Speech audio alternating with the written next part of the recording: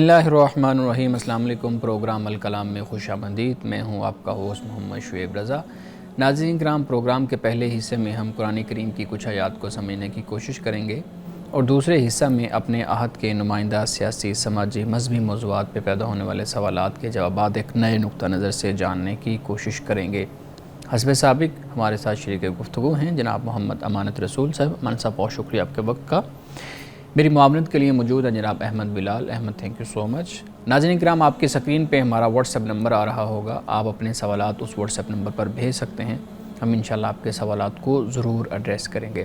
امانت صاحب، کل کے پروگرام میں ہم نے ان نکات پہ بات کی تھی جو قصہ آدم و حوا اور ابلیس، یہ جو قصہ ہے اس سے آپ نے اخذ کیے تھے۔ آپ اپنی گفتگو کا آغاز کیجیے گا۔ بسم اللہ الرحمن الرحیم۔ کل ہم نے اس نقطے پہ بات ختم کی تھی کہ قرآن مجید نے سورۃ الاعراف میں اسی مقام پہ جہاں حضرت آدم اور حوا کا ذکر ہوا ہے، وہاں پہ یہ فرمایا کہ بہت کم لوگ ہیں کہ جو شکر کرتے ہیں۔ اب یہ جو شکر گزار ہیں یہ در حقیقت موحد ہیں، توحید پر ایمان لانے والے ہیں اور توحید کے مطابق زندگی گزارنے والے ہیں۔ اب اس کے بعد ہم جب اس واقعے کو پڑھتے ہیں تو یہ بات بھی سمجھ آتی ہے کہ شیطان نے قسمیں کھا کھا کر آدم و حوا کا اعتبار حاصل کیا تھا۔ تو معلوم یہ ہوتا ہے کہ جو جھوٹا شخص ہوتا ہے وہ ہمیشہ زیادہ قسمیں کھاتا ہے اور اس کا مقصد یہ ہوتا ہے کہ وہ دوسرے کا اعتبار حاصل کرے اور پھر اس کے بعد اس کو دھوکہ دے۔ یہاں سے یہ بات بھی سمجھ آتی ہے کہ اللہ سبحانہ و تعالیٰ نے انسان کے لیے، ابن آدم کے لیے بہت کچھ ہے جس کو حلال کیا ہے اور بہت کم ہے جو حرام ہے۔ یعنی حلال کی تعداد زیادہ ہے بلکہ ان لمیٹڈ ہے، آپ گن بھی نہیں سکتے، سب کچھ حلال ہے، مباح ہے۔ لیکن حرام قرآن مجید نے کھانے کے حوالے سے، پینے کے حوالے سے بیان کر دیا، اخلاق کے حوالے سے بیان کر دیا کہ یہ حرام، باقی حلال فرما دیا۔ لیکن انسان کی طبیعت ایسی ہے کہ یہ ہمیشہ اسی حرام پر ہی سوال کرتا ہے، اسی پر ہی اعتراض کرتا ہے اور اسی کی طرف لپکتا ہے۔ یعنی آپ دیکھ لیجئے کہ دنیا میں ایک مشروب نہیں ہے، بیسیوں، سینکڑوں، ہزاروں مشروبات ہیں کہ جن سے انسان استفادہ کر سکتا ہے، پی سکتا ہے، دنیا میں موجود ہیں۔ لیکن سوال لوگ کرتے ہوئے یہ نظر آتے ہیں کہ جی شراب کو کیوں حرام قرار دیا گیا، شراب کو کہاں پر حرام قرار دیا گیا، قرآن میں دکھائیے۔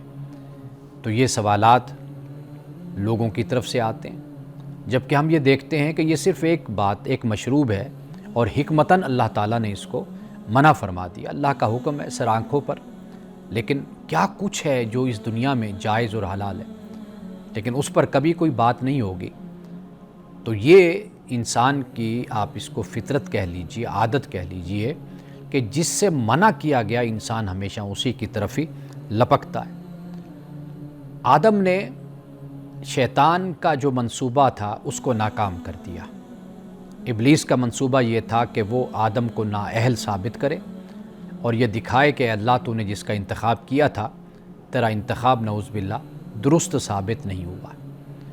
آدم نے کیسے ابلیس کے منصوبے کو، پلاننگ کو ناکام کیا؟ وہ اس طرح ناکام کیا کہ انہوں نے اللہ کی بارگاہ میں دعا کی، مغفرت مانگی اللہ سے اور رحم مانگا اور عرض کی ربنا ظلمنا انفسنا وَإِن لَّمْ تَغْفِرْ لَنَا وَتَرْحَمْنَا لَنَكُونَنَّ مِنَ الْخَاسِرِينَ۔ جبکہ ابلیس کو ہم دیکھتے ہیں کہ اسے یہ توفیق نصیب نہیں ہو سکی۔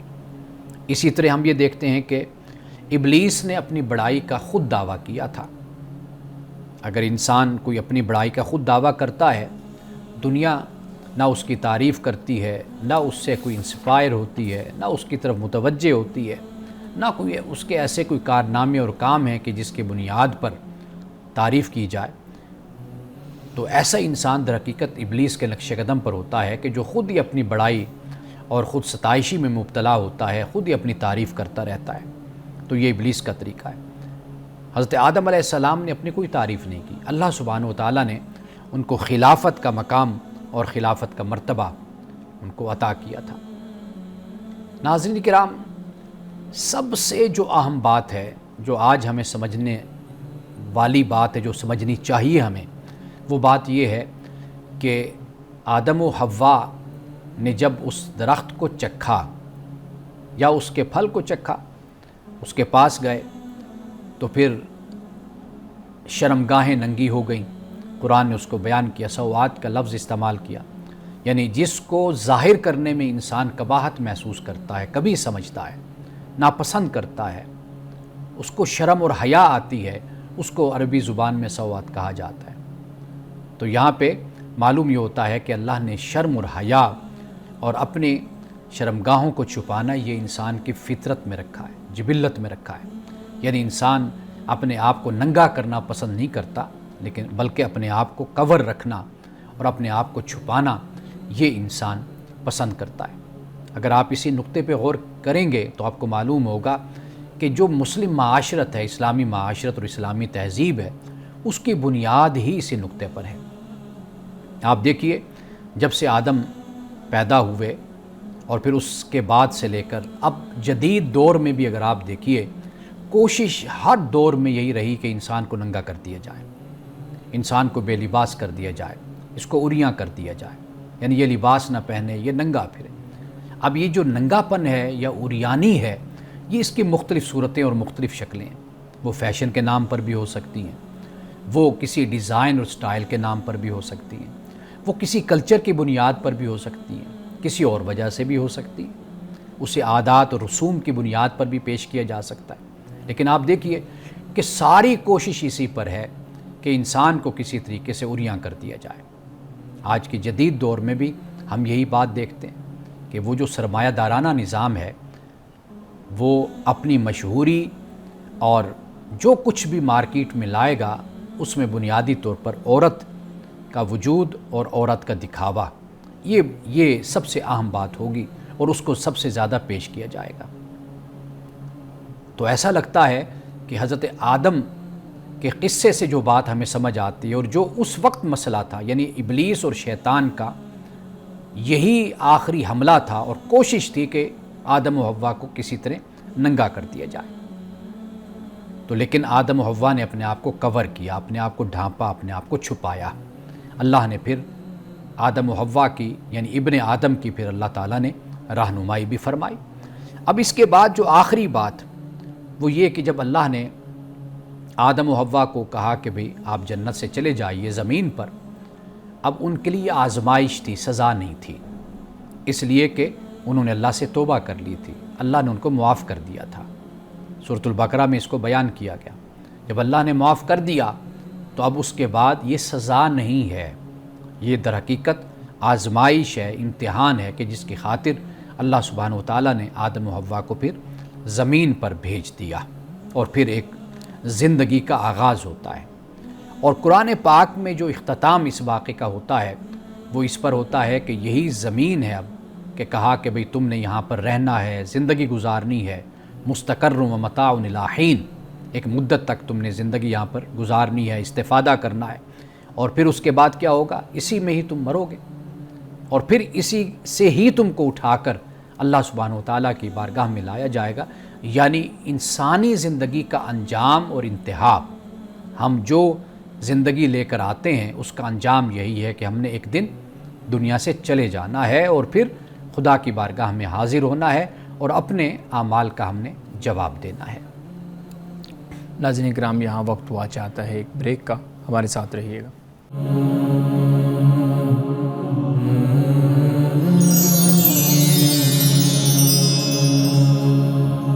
ویلکم بیک ناظرین، امن صاحب بہت شکریہ، بہت اہم نکات آپ نے حج کی گفتگو میں، میں حیران ہو رہا تھا کہ کس طریقے سے ہم معاشرے کو سامنے رکھیں اور آپ کے نکات کو سامنے رکھیں تو ایک مماثلت نظر آتی ہے کہ کہیں نہ کہیں اس ٹائم پیریڈ پہ ہونے والا واقعہ ہمیں آج بھی جو ہے نا وہ ایک نصیحت بیان کر رہا ہے، دے رہا ہے۔ امن صاحب، ایک روایت ہمارے ہاں بیان کی جاتی ہے، وہ آپ کے سامنے رکھتا ہوں، آپ اس پہ اپنی گفتگو کیجئے گا۔ ہمارے یہاں کہا جاتا ہے، روایت بیان کی جاتی ہے کہ حضرت آدم علیہ السلام کی جب توبہ قبول ہوئی، ربنا ظلمنا انفسنا، یہ جو دعا انہوں نے کی، تو انہوں نے اصل میں توبہ کی تو اللہ رب العزت نے ان سے پوچھا کہ یہ جو تم نے پیغمبر محمد صلی اللہ علیہ وسلم کا واسطہ دیا ہے، یہ کہاں سے تم نے سیکھا ہے یہ بات؟ یہ شخصیت کا نام، آخری پیغمبر کا نام تمہارے پاس کیسے آیا؟ تو انہوں نے کہا کہ میں نے جب دیکھا تو عرش پہ نام لکھا ہوا تھا، اور یہ پوری روایت آپ کے سامنے بھی ہے، یہ پوری لمبی ہو جائے گی بات۔ تو آپ کو کیا لگتا ہے کہ کیا واقعی روایت ٹھیک ہے، اور حضرت آدم علیہ السلام کی جو توبہ ہے وہ رسول اللہ صلی اللہ علیہ وآلہ وسلم کا نام لے کے صدقہ دینے کے بعد، یعنی وہ حوالہ دینے کے بعد قبول ہوئی؟ قرآن مجید نے تو اس کا کوئی ذکر نہیں کیا۔ قرآن مجید نے تو فتلقى آدم من ربہ کلمات فتاب علیہ انہ هو التواب الرحیم، اللہ نے چند کلمات سکھائے، وہ یہی کہ توبہ، رجوع کرنا، اللہ کی بارگاہ میں پلٹنا۔ یہی اصل ابلیس اور آدم کا فرق ہے کہ آدم کو یہ توفیق نصیب ہوئی، کر لی، ابلیس نہیں پلٹا، نہیں آیا، اس نے توبہ نہیں کی، تکبر کا راستہ اختیار کیا۔ قرآن مجید نے اس کو بیان کر دیا۔ باقی جو آپ نے حدیث بیان کی، امام حاکم کے بارے میں کہا جاتا ہے کہ انہوں نے اس کو بیان کیا اپنی مستدرک میں، لیکن اصل بات یہ ہے کہ ان کے بارے میں محدثین کا یہ کہنا ہے کہ وہ جس کو تصحیح بھی کہہ دیں نا، تصحیح کر دیں، یعنی تصحیح سے مراد یہ کہ کسی کو کسی حدیث کے بارے میں کہہ دیں کہ یہ صحیح ہے، تو وہ صحیح نہیں ہوتی۔ اچھا، یعنی اس لیول تک اس لیول، یعنی اس کو باقی نہ تو بخاری نے نقل کیا، نہ مسلم نے، نہ کسی اور کتاب میں اس کو صحیح ستہ میں اس کو بیان کیا گیا۔ یہ ایک روایت بیان کی جاتی ہے امام حاکم کی طرف سے، اور اس کی بھی کوئی سند نہیں ہے، یعنی خود امام حاکم اس بارے میں کہا جاتا ہے کہ وہ تساہل کا شکار تھے، یعنی احادیث کو بیان کرنے میں اور اس کی صحت کے بارے میں، اور ایسی احادیث کے جن کی کوئی بھی سند نہیں ہے، یا وہ ضعیف ہیں یا وہ من گھڑت ہیں، ان کو انہوں نے صرف اپنی اس میں مستدرک میں جگہ نہیں دی، بلکہ انہوں نے ایسی احادیث کو صحیح بھی قرار دیا۔ باقی یعنی اس حدیث کی جو روایت آپ نے بیان کی، اس کی کوئی سند نہیں۔ جی بالکل ٹھیک ہے، لیکن ہمارے ہاں تو بہت زیادہ اس کو ہمارے جو مقررین ہیں وہ بیان کرتے ہیں۔ چلیں اچھا ہو گیا، اس پہ بات ہوگی۔ مولانا صاحب، آپ نے اپنی گفتگو میں لباس کا ذکر بھی کیا اور بڑا تفصیلی ذکر کیا کہ ہمارے ہاں جو آج کل تحریک ہیں، جو آج کل جو چیزیں ہیں سرمایہ دارانہ نظام کے سامنے جو چیزیں ہیں، وہ لباس کو اور طرز پہ لے کے جانا چاہ رہی ہیں۔ پوچھنا میں یہ آپ سے چاہ رہا ہوں کہ کیا مذہب کا، چلیں ہم اسلام کی بات کر لیتے ہیں، اسلام کا کوئی خاص لباس ہے؟ اسلام کوئی خاص لباس متعین کرتا ہے؟ اور کیا لباس کو مذہب اور غیر مذہب اس خانوں میں تقسیم کرنا یہ درست ہے؟ دیکھیے، اسلام کا کوئی لباس نہیں ہے، یعنی کوئی تراش خراش، کوئی ڈیزائن، کوئی سٹائل، وہ اسلام کا کوئی نہیں ہے۔ یعنی یہ نہیں ہے کہ یہ والا لباس پہنو گے تو یہ اسلامی ہے، یہ نہیں پہنو گے تو یہ غیر اسلامی لباس دوسرا ہو جائے گا۔ اسلام کا صرف اسلامی لباس وہ ہے کہ جس میں آپ کی جو ستر ہے وہ پوشیدہ رہتی ہے، وہ اسلامی لباس ہے۔ قرآن مجید نے اس کو بیان کر دیا۔ آپ یہ دیکھیے کہ انشاءاللہ ہم کل جو پروگرام کریں گے اس میں آپ کو بتاؤں گا، یعنی قرآن نے اے مسلمانوں، اے مومنوں نہیں کہا، جب بھی لباس کی بات کی ہے نا، تو قرآن مجید نے کہا اے بنی آدم۔ ٹھیک، اس سے معلوم یہ ہوتا ہے کہ یہ مذہبی مسئلہ نہیں ہے، یہ انسانی مسئلہ ہے، یہ ایک سماجی مسئلہ ہے، ایک انسانی مسئلہ ہے، یعنی یہ ساری کائنات، ساری دنیا کے انسانوں کا مسئلہ ہے۔ ٹھیک ٹھیک، کہ اے بنی آدم، یعنی کوئی یہ نہ سمجھے کہ شرمگاہ کو چھپانا یا نہ چھپانا، عریاں ہونا یا نہ ہونا، یہ مسئلہ کوئی خاص مذہب کا مسئلہ ہے، یا مسلمانوں کا مسئلہ ہے، یہودیوں کا مسئلہ ہے، یا اہل کتاب کا، یا کرسچنز کا۔ یہ مسئلہ ساری انسانیت کا ہے، یہ ابن آدم کا مسئلہ ہے۔ صحیح، کہ شرم و حیا کے تقاضوں کو پورا کرنا، اخلاقیات پہ پورا اترنا، اقدار اور ویلیوز کا خیال کرنا، یہ سارے انسانوں کو اللہ تعالیٰ نے ابن آدم کی فطرت میں، جبلت میں یہ شرم اور یہ حیا رکھی ہے، اس کو یاد کروائی گئی ہے یہ بات۔ یہ الگ بات کہ انسان انحراف بھی کرتا ہے، منہ بھی پھیر لیتا ہے۔ تو لہٰذا جو بات میں عرض کرنا چاہتا ہوں کہ اسلام کا کوئی لباس نہیں ہے۔ ٹھیک ٹھیک، اسلام صرف یہ منع کرتا ہے کہ آپ ایسا لباس مت پہنیں کہ جس میں آپ کے ستر جو ہے وہ ننگی ہو۔ اگر ایسا کوئی لباس ہوگا تو وہ واضح بات ہے غیر اسلامی ہوگا۔ میں تو یہ کہتا ہوں وہ غیر انسانی لباس ہے۔ سر، آپ نے ایک بات بتائی تھی کہ جو لباس ہے عام طور پہ اب دیکھا جائے تو ہمیں ایڈز میں بھی خواتین نظر آتی ہیں، اور لباس فیشن کے نام پر مختصر ہوتا چلا جا رہا ہے۔ ہمارے یہاں کسی ٹائم پہ یہ بڑی بات کی جاتی تھی کہ جو پردہ ہے وہ نظروں کا ہوتا ہے، اور نظروں میں پردہ ہونا چاہیے۔ اس بارے میں آپ وضاحت کیجئے گا کہ کیا واقعی میں اگر ایک عورت کی نیت صاف ہے وہ بالکل ٹھیک ہے، وہ کسی کو نہ وہ اٹریکٹ کرنے کی نیت رکھتی ہے، نہ وہ خود کسی سے اٹریکٹ ہو رہی ہے، تو اس صورت میں وہ جیسا لباس چاہے فیشن کے نام پہ پہن سکتی ہے؟ پہلی بات جو نظروں کے حوالے سے آپ نے کی ہے، جی قرآن مجید نے دونوں کو پابند کیا ہے، غض بصر کی تعلیم دی ہے، نظروں کو جھکانے کی۔ اب جھکانے سے مراد یہ نہیں ہے کہ انسان، یہ بھی بڑا آکورڈ سا لگتا ہے کہ آپ کے سامنے کوئی کھڑا ہو اور آپ نظریں نیچی کر کے بات کر رہے ہیں، آئی کانٹیکٹ نہ ہو آپ کا۔ تو اصل بات جو قرآن بیان کرتا ہے وہ اخلاقی بات ہے، وہ یہ ہے کہ کسی عورت کو اس طرح دیکھنا کہ جیسے جائزہ لینے والی نظریں ہوتی ہیں، ایکس رے کرنے والی نظریں ہوتی ہیں، خد و خال کو دیکھنے والی نظریں ہوتی ہیں، یہ نظریں نہیں ہونی چاہیے۔ انسان بات کرتا ہے، واضح بات ہے کہ چہرے کی طرف دیکھتا ہے، بات کرتا ہے، یہ ایک نارمل طریقہ ہے جو انسان کو اختیار، ایک مسلمان کو کرنا چاہیے۔ یہ غض بصر کی تعلیم ہے۔ باقی جہاں تک لباس ہے تو لباس میں بھی اسلام ہمیں اسی بات کا پابند کرتا ہے کہ عورت ہے تو واضح بات ہے کہ اس کی جو کشش ہے وہ ایک علیحدہ بات ہے عورت ہونے کے ناطے، اس کی شخصیت ایک ہے کہ اپنی طرف متوجہ کرنے کے لیے، یا انسان متوجہ ہوتا ہے کہ جب عورت کا لباس صحیح نہ ہو، اس سے اس کی توجہ اس طرف ہوتی نہیں، ہے۔ ہم یہاں پہ معذرت میں ہم عورت کا کہہ رہے ہیں نا، یہاں پہ مرد بھی تو ہو سکتے ہیں نا، مرد کا لباس بھی تو ایسا ہو سکتا ہے نا جو اس کو اٹریکٹ کرے اپنی طرف۔ ہماری یونیورسٹی میں ایک وہ تحریک چلی تھی نا، جب مردوں کی طرف سے یہ بات تھی کہ خواتین کے جو لڑکیوں کا لباس ہے وہ ایک سیٹ کیا جائے، کوئی ڈریس کوڈ ہونا چاہیے، تو اس پہ خواتین کی طرف سے یہ آیا تھا کہ پھر لڑکوں کے لیے بھی کوئی ڈریس کوڈ ہونا چاہیے۔ وہ ان کا تو جب دل کرتا ہے وہ نکرز پہن کے باہر آ جاتے ہیں، گیمز کھیلنا شروع کر دیتے ہیں، تو ہمارے اوپر یہ پابندی کیوں ہے؟ واضح بات ہے کہ اگر اس طرح پابندی کی ہم بات کرتے ہیں، پہلے اس پہ کسی پروگرام میں ہم روشنی ڈال چکے ہیں کہ یہ چیزیں صنفی تقاضے ہیں، انسان کے وجود کے تقاضے ہیں، یہ خدا کی طرف سے انسان کو جو تقسیم دی گئی ہے، اس تقسیم کی بنیاد یہ نہیں ہے کہ کوئی کمتر ہے کوئی برتر ہے، وہ یہ ہے کہ دونوں کو اللہ سبحانہ وتعالیٰ نے جدا جدا جسم کے ساتھ اس کو پیدا کیا، اس کے نفسیات بھی اسی حساب سے۔ اب مرد کی طرف اتنی اٹریکشن نہیں جتنی اٹریکشن عورت کی طرف ہوتی ہے۔ اب یہ بھی ایک بڑا فرق موجود ہے۔ اب اسی لحاظ سے لباس کو بھی متعین کیا گیا۔ مرد شلوار قمیص پہن لیتا ہے، اور اس کے علاوہ یعنی اگر پتلون پہنتا ہے یا ٹراؤزر وغیرہ پہنتا ہے تو وہ معاملہ ایسا نہیں ہے، لیکن عورت کے جو اعضاء ہیں ان کا ایک اظہار جو ہوتا ہے وہ واضح بات ہے کہ اس سے کشش لیکن کا رجحان تو دونوں کا ہی غلط ہے، لیکن یوں ہے نا کہ یعنی عورت میں جو اٹریکشن ہے وہ مرد کے لیے ہے، لیکن مرد میں بھی تو عورت کے لیے اٹریکشن تو ہے، ایسا تو نہیں ہے کہ مرد میں اٹریکشن نہیں ہے، عورت کو اٹریکٹ ہوگی۔ ایک جینڈر کے ساتھ تو نہیں خاص کر سکتے نا، لیکن اس کو خاص کرنا ہے نا۔ نہیں، کیوں خاص کرنا ہے؟ ایک جینڈر کے ساتھ خاص کریں گے تو پھر تو مسئلہ ہو جائے گا نا۔ جو ایک تو میں نے آپ کو بتایا نا کہ فطری حوالے سے وہ بنیاد ہے۔ دوسری بات یہ ہے کہ جو اسلام کی تعلیمات ہمیں لباس کے حوالے سے ملتی ہیں، یعنی خواتین کے حوالے سے بھی سورۃ النور میں کبھی بات ہوگی تو اس پر ہم تفصیل سے بات کریں گے۔ قرآن پاک نے ان کے لیے اس کو بیان کیا ہے۔ اب مردوں کے لیے تو نہیں کہا کہ بھئی اپنے سینوں پر کپڑا ڈالو، بالکل، اور مردوں کو اس کی ضرورت بھی نہیں ہے، ٹھیک ہے نا جی۔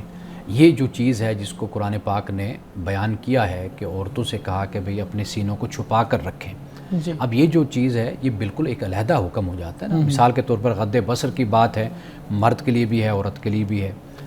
حفظ فروج کی بات ہے، مرد کے لیے بھی ہے عورت کے لیے بھی ہے، لیکن کچھ احکام اضافی عورت کے لیے بھی ہیں، وہ عورت کے وجود کے لیے اور اس کے مطابق اللہ تعالیٰ نے قرآن میں اس کو بھی بیان کیا۔ صحیح۔ آپ ان باتوں کو فطری بنیادوں پر سمجھنے کی آپ کوشش کریں نا۔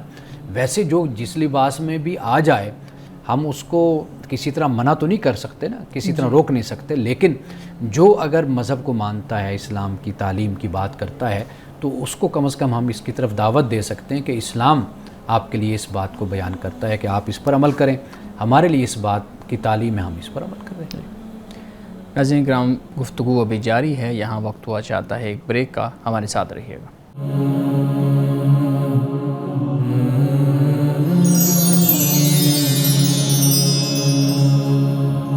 پروگرام میں ایک دفعہ پھر خوش آمدید۔ ہم بات کر رہے تھے ہمارے صاحب لباس پہ، اور بڑی اہم گفتگو چل رہی تھی، تو مجھے ایک سوال یاد آیا جو ایک آپ کہہ لیں کہ ایک بڑی پرسنالٹی کی طرف سے پوچھا گیا کہ جب علماء بات کرتے ہیں خواتین کے لباس پہ، جیسے ابھی آپ بات کر رہے تھے کہ خواتین کے لیے اسپیشل ہمیں دیکھنا چاہیے کہ کون سا لباس بہتر ہے کون سا نہیں ہے، مردوں کے مقابلے میں دونوں کو ایک ہی پلڑے میں نہیں کھڑا کرنا چاہیے، تو سوال یہ پیدا ہوتا ہے، سوشل میں بھی ہم دیکھتے ہیں کہ یہ جو مولوی صاحبان ہیں، یہ جو علماء ہیں، یہ مذہب کے جو اسکالر ہیں، ان کو صرف عورت کی لباس کے اندر ہی برائی اور بے حیائی اور یہ چیزیں نظر آتی ہیں، ان کو باقی دنیا کے اندر جو کام ہو رہے ہیں، جو برے کام ہو رہے ہیں، معاملات چل رہے ہیں، وہ ان کو نظر نہیں آتی، ظلم ہو رہا ہے اتنا جن کی وجہ سے معاملات خراب ہیں، وہ نظر نہیں آتے، ان کو صرف عورت کا لباس اور عورت کا جسم ہی نظر آتا ہے۔ پہلی بات جو حکم ہے خدا کا وہ مجھ سے ہے بحیثیت فرد کے، میں پہلے پابند ہوں، یعنی بحیثیت فرد، ناٹ مسلمان، ٹھیک، مجھ سے اللہ کا جو خطاب ہے، جو حکم ہے، ہر حکم کا میں مخاطب ہوں۔ بالکل ٹھیک، آپ اپنی جگہ پر مخاطب ہیں، وہ اپنی جگہ پر ہر مسلمان مخاطب ہیں، ٹھیک ہے نا جی۔ صحیح، اس لیے سب سے پہلے تو مجھ پر یہ لازم ہے، فرض ہے کہ میں اللہ کے حکم کو اپنے اوپر نافذ کروں۔ بالکل ٹھیک، قرآن اگر کہتا ہے پہلے مرد سے کہ نظروں کو نیچی رکھو، غض بصر کرو، تو میں دیکھوں کہ میں اپنے آپ کو کتنا خدا کے اس حکم کا پابند بنا رہا ہوں، ٹھیک، پھر اس کے بعد کسی اور پر بات ہوتی ہے۔ اصل ہمارے معاشرے کا یہ چال چلن بن گیا ہے کہ ہم خدائی فوجدار بن جاتے ہیں، کہ دوسرے پر ہم خدا کے حکم کو نافذ کرتے ہیں۔ یعنی مثال کے طور پر خاتون کا اگر لباس درست نہیں ہے یا کوئی معاملہ ایسا ہے، تو میں بجائے اس کے کہ اپنی نظروں کی حفاظت کروں اور غض بصر کروں، میں اس سوال کو اٹھا کر سوسائٹی میں اور زیادہ ماحول کو خراب کرتا ہوں یا لوگوں میں ایک اشتعال پیدا کرتا ہوں۔ اس کے بجائے سب سے بہتر طریقہ یہ ہے کہ میں اس چیز کا پابند ہوں، میرے رب کا مجھ پر یہ حکم نافذ ہوتا ہے، سب سے پہلے تو میں اس پر عمل کرنے والا ہوں۔ دوسرا شخص جو انسا ہے وہ اپنی جگہ پر خدا کے سامنے جواب دہ ہے۔ جہاں معاملہ آتا ہے ریاست کا، پھر ریاست ہوتی ہے کہ جو پھر ان معاملات کو سنبھالتی ہے، کوئی قانون ہے، کوئی حکم ہے، کوئی معاملہ ہے، وہ پھر اس کو امپلیمنٹیشن اس کی طرف سے ہوتی ہے۔ ٹھیک، بحیثیت فرد کے مجھے کوئی حق نہیں پہنچتا کہ میں لٹھ لے کر باہر آ جاؤں اور لوگوں پر زبردستی اسلام کو میں نافذ کرنا شروع کر دوں۔ میرا تو یہ نقطہ نظر ہے۔ باقی جو آپ نے بات بیان کی ہے، معاشرے میں ہر بات کا ایک حصہ ہوتا ہے۔ بہرحال جو معاشرے میں اگر آپ کو کوئی ایسی بات نظر آتی ہے، غیر اخلاقی ہے یا غیر اسلامی ہے، تو آپ اس کا ذکر تو کریں گے۔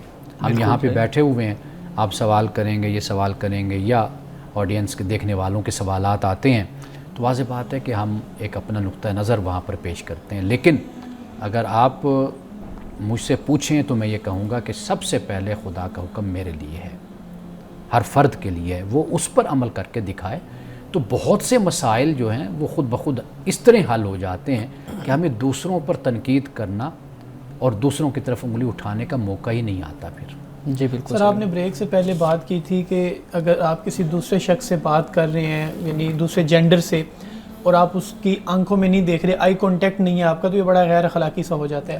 لیکن میرا سوال یہ ہے کہ اب نامحرم شخص ہے، اس کی بھی آنکھوں میں دیکھنا، یعنی آئی کانٹیکٹ بنانا تاکہ اگلے بندہ فیل کرے کہ اسی سے بات ہو رہی ہے، یہ ضروری ہے؟ ہم تو دیکھتے ہیں سوشل میڈیا پہ اگر کوئی خاتون انٹرویو کر رہی ہیں اور کوئی لڑکا ان کی طرف دیکھے بغیر نیچے نظریں جھکا کر جواب دے رہا ہے، تو لوگ تو اسے بہت زیادہ پسند کرتے ہیں اور کہتے ہیں سمجھتے ہیں، متقی، اور بہت زیادہ تعریف کرتے ہیں کہ کتنے سمجھدار اور اچھا لڑکا ہے کہ وہ اس نے بالکل بھی نظر اٹھا کر لڑکی کی طرف نہیں دیکھا، اور لڑکی بے شک وہ کچھ انفیورٹی کمپلیکس فیل کر رہی ہو کہ شاید پتہ نہیں میری طرف کیوں نہیں دیکھ رہا یہ۔ اچھا، میں نے آپ کے سامنے ایک اخلاقی بات بیان کی ہے، اخلاقی اصول کہہ لیجئے، جی، وہ یہ ہے کہ آپ کسی کو مخاطب کرتے ہیں، آپ اس سے بات کر رہے ہیں، آپ اس کو دیکھیں گے، ٹھیک ہے؟ اب جو دیکھنا ہے وہ ایسا نہیں ہونا چاہیے کہ جس میں دوسرا ہچکچاہٹ میں ہو، دوسرا پریشان ہو جائے کہ یہ مجھے کن نظروں سے دیکھ رہا ہے۔ جی، میں نے یہ بات بنیادی طور پر، اصولی طور پر یہ بیان کی ہے کہ اس کا اہتمام ہونا چاہیے کہ ہم اگر کسی سے بات کر رہے ہیں، ہم دیکھتے ہیں، نظریں اٹھاتے ہیں، تو ہم ایسی اپنی نظریں رکھیں کہ جو شریفانہ ہوں اور جو دوسرے کے خد و خال کا جائزہ لینے والی نہ ہوں، اور دوسرے کو اس طریقے سے دیکھنے والی نہ ہوں کہ جو عام طور پر یہ رویہ نہیں ہوتا۔ میں نے یہ بات آپ کو بتائی ہے۔ اب جو آگے کا معاملہ ہوتا ہے نا، دیکھیے کئی دفعہ آپ کا کلچر ایسا ہوتا ہے کہ نظریں نہیں اٹھا کر دیکھا جاتا، نظریں نیچے رکھ لی جاتی، وہاں پر اس کو معیوب نہیں خیال کیا جاتا. کہیں پر ہوتا ہے کہ اس کو معیوب خیال کیا جاتا ہے. لیکن میں یہ سمجھتا ہوں کہ مشکل پیش آتی ہے اگر آپ نہیں دیکھتے. جی بالکل. اگر آپ دیکھیں اور دیکھ لیتے ہیں، نظریں ہٹا لیتے ہیں، پھر دیکھ لیتے ہیں، بات کر لیتے ہیں، تو میرا خیال ہے کہ یہ ایک مناسب طریقہ یہی ہوتا ہے بات کرنے کا. جی بالکل ٹھیک ہے. مولانا صاحب ناظرین کے کچھ سوالات آپ کے سامنے رکھتا ہوں. پوچھتے ہیں جی جو سیکچول کانٹینٹ ہے وہ اس کو دیکھنے کی شرعی حیثیت کیا ہے؟ اس میں انسان کسی دوسرے کو تو نقصان نہیں پہنچا رہا ہوتا. پہلی بات یہ ہے کہ قرآن مجید ہمیں رہنمائی یہ کرتا ہے کہ ولا تقربوا الزنا. قرآن نے کئی جگہوں پر فواحش کا لفظ بھی استعمال کیا نا، کہا کہ فواحش کے قریب نہ جاؤ، بالکل زنا کے قریب نہ جاؤ، یتیم کے مال کے قریب نہ جاؤ. یہ قریب کا لفظ کیوں بولا؟ حالانکہ اللہ یہ بھی فرما سکتا تھا کہ تم یہ نہ کرو، زنا نہ کرو، تم یہ فاحشہ نہ کرو، یا تم یتیم کا مال نہ کھاؤ. یہ نہیں، قریب نہ جاؤ. تو اس سے یہ بات سمجھ آتی ہے کہ وہ عوامل، وہ اسباب کہ جو آپ کو بڑے گناہ تک لے کر جاتے ہیں، تو آپ اس سے اپنے آپ کو بچائیں. ٹھیک ہے نا جی. تو آپ بے شک کئی دفعہ ایسے ہوتا ہے کہ بڑے گناہ تک پہنچنے سے پہلے جو عوامل ہیں کئی دفعہ وہ گناہ نہیں ہوتے، لیکن اس کے باوجود بھی اللہ کہتا ہے کہ زنا کے قریب نہ جاؤ. یعنی کہ وہ عوامل و اسباب، وہ ماحول کہ جو تمہیں اس گناہ میں تمہیں ملوث کر سکتے ہیں، تم اس سے بھی اپنے آپ کو بچاؤ. لیکن جہاں تک اس کی بات ہے جو آپ نے کانٹینٹ کی بات کی ہے، میں سمجھتا ہوں کہ یہ تو دیکھنا ویسے بھی، یعنی جب ہم زنا کی بات کرتے ہیں، صرف زنا ایک خاص عمل یا جنسی عمل کا نام نہیں ہے. آنکھوں کا دیکھنا یا کانوں کا سننا، یہ بھی رسول اللہ صلی اللہ علیہ وسلم نے اس کو بھی زنا ہی فرمایا ہے. جی بالکل ٹھیک ہے. مولانا صاحب اگلا سوال پوچھتے ہیں جی، کیا ناپاکی کی حالت میں قرآن پاک کو چھو سکتے ہیں؟ کیا موبائل سے ناپاکی کی حالت میں قرآن پڑھ سکتے ہیں؟ دیکھیے اب اس معاملے میں ہمارے علماء کا اختلاف ہے، اور قرآن مجید کو پڑھنا، ایک نقطہ نظر یہ ہے کہ پڑھا جا سکتا ہے قرآن مجید. ایک نقطہ نظر یہ ہے کہ چونکہ وہ جنبی ہے، اور جنبی جو ہے وہ اختیاری طور پر ہے. یعنی کچھ معاملات جیسے خواتین کے ہوتے ہیں مہینے کے، وہ اختیاری نہیں ہیں، وہ یعنی فطری طور پر ہیں. تو وہاں پر جو سہولت دی گئی وہ مختلف ہے. لیکن یہاں پر جو معاملہ ہے وہ یہ ہے کہ مرد ہے وہ نہا سکتا ہے، اور اس میں حکم اور تعلیم یہی ہے کہ جلدی انسان کو بالکل نہا لینا چاہیے، پاکیزگی حاصل کر لینی چاہیے. اب جب وہ اختیاری طور پر ہے تو واضح بات ہے، پھر علماء کا کہنا یہ ہے کہ اس حالت میں وہ قرآن نہ پڑھے. اور ویسے کوئی توڑ کر یا کوئی الفاظ وہ جملے تو بول سکتا ہے، پڑھ سکتا ہے، لیکن اس طریقے سے اہتمام کے ساتھ قرآن کی تلاوت نہیں کر سکتا. ٹھیک ہے. اور امان صاحب آپ نے جو بات کی خواتین کے جو پیریڈز کے ایام ہوتے ہیں، ایام مخصوصہ، ان کے اندر خواتین پھر قرآن پڑھ سکتی ہیں، نہیں پڑھ سکتی؟ ہمارے ہاں یہ بھی بیان کیا جاتا ہے کہ مصلی پہ بھی نہیں بیٹھ سکتی. احناف کے نزدیک یہ ہے نقطہ نظر، لیکن میں یہ سمجھتا ہوں کہ یہ بہت شدت کا نقطہ نظر ہے. باقی ائمہ کا جو نقطہ نظر ہے وہ یہ ہے کہ عورت پڑھ سکتی ہے. خاص طور پر امام مالک کے نزدیک قرآن پاک کی تلاوت وہ کر سکتی ہے. یعنی مثال کے طور پر آپ دیکھیے ہمارے ہاں خواتین ہوتی ہیں، قرآن پڑھاتی ہیں، حافظہ ہوتی ہیں، قاریہ ہوتی ہیں. اب وہ بہت مشکل میں، حنفیوں کے مدرسے میں آپ دیکھیں وہ بہت مشکل میں ہوتی ہیں، کس طرح پڑھائیں، کیا کریں، اور پھر توڑ کے پڑھیں، اس طرح نہ پڑھیں، اس طرح پڑھیں. تو میرا خیال ہے کہ جو مالکی فقہ ہے یا ان کا جو مسئلہ ہے اس معاملے میں، جو رائے ہے، اس پر عمل کر لیا جائے تو یہ زیادہ سہولت کی بات ہے. جی بالکل ٹھیک ہے. جی بلال صاحب. سر یہ بتائیے گا کہ اگر کوئی شخص ڈالرز میں ادھار لیتا ہے یا دیتا ہے تو کیا یہ درست ہوگا؟ اس کی تفصیل میں تھوڑی سی بتانا چاہتا ہوں. مثال کے طور پر ہم پاکستان میں کسی دوسرے شخص کو میں ادھار دیتا ہوں، اب میں دوں گا کیش جو ہے وہ روپیز میں ہوں گے، لیکن میں اسے کہوں گا کہ اس کے جتنے ڈالرز بنتے ہیں وہ بنا لو، اور جب واپس دو گے تو پھر اتنے ہی ڈالرز میں تم نے مجھے روپے دے دینے ہیں. تو کیا اس طرح سے یہ عمل درست ہوگا؟ یعنی جو شخص پاکستان میں رہتا ہے، یعنی اس نے روپے کی صورت میں اس نے لیے. جی بالکل، روپے کی صورت میں لیے. وہ شخص جو انسا ہے وہ کسی اور ملک میں رہتا ہے؟ نہیں، وہ بھی پاکستان میں ہی ہے، لیکن وہ کہتا ہے کہ ان روپوں کے اس وقت جتنے ڈالرز بنتے ہیں، جب تم نے مجھے یہ قرض ریٹرن کرنا ہے تو اس وقت بھی مجھے تم نے اتنے ہی ڈالرز دینے ہیں، چاہے روپیہ کم ہو یا زیادہ. ڈالر نہیں دے رہا، دے روپے رہا ہے، لیکن تقاضا ڈالر. لیکن اصل معاملہ یہ ہے نا کہ وہ جو ڈالر کی شرط لگا رہا ہے، اس کی وجہ یہی ہے کہ ڈالر مہنگا ہوتا ہے نا. بالکل. یعنی آج مثال کے طور پر اس نے 1 لاکھ روپے قرض دیا، 2-4-6 مہینے بعد سال بعد ایک اندازہ ہم کر لیتے ہیں. جی اگر وہ 1 لاکھ واپس کرے گا ڈالر کی شکل میں، یعنی اس وقت آج جو ڈالر ہے وہ واضح بات ہے کہ پاکستانی روپیز میں وہ 1,20,000 بن جائے گا، 30,000 بن جائے گا. تو لہٰذا یہ ناجائز ہے. تو وہ جس کرنسی میں مقروض نے لیا ہے اسی کرنسی میں وہ اس کو واپس کرے گا. ناظرین کرام، یہاں وقت ہوا چاہتا ہے ایک بریک کا، ہمارے ساتھ رہیے گا.